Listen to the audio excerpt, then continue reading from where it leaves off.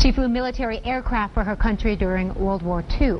Now a Grand Rapids woman will be among the 1,000 or so women Air Force service pilots honored with a Congressional Gold Medal. 24-hour News 8's Tony Tagliavia has her story.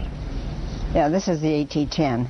It was more than 60 years ago that Grand Rapids native Mildred Jane Doyle first sat in the cockpit of a military plane and took off. Her uniform today is a replacement, but the feeling, the exhilaration, is still fresh in her mind. It was just wonderful just to fly, have the sound of the engine and the power of the plane. Doyle was one of the 1,000 or so to serve as Women Air Force Service Pilots, or WASPs, during World War II. My brother was in the service in the Navy at that time, my sister in the Red Cross, and so I decided I wanted to do something. I wanted to fly.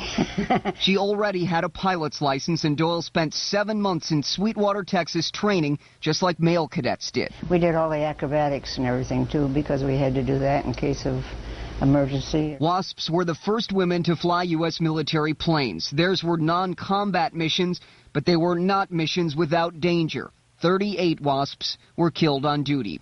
One of Doyle's jobs, take planes out for test flights after male pilots reported problems and the planes were sent in for service.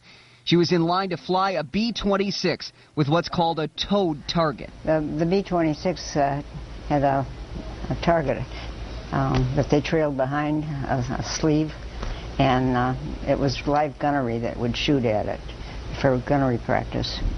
And so they used the women for that. But just before her B-26 work was set to begin, the WASPs were disbanded in 1944 after Congress voted against giving the women military status.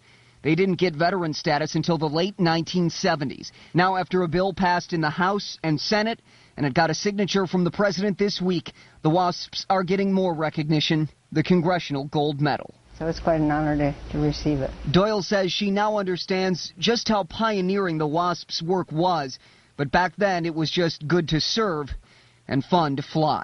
In Grand Rapids, Tony Tagliavia, 24-hour News 8.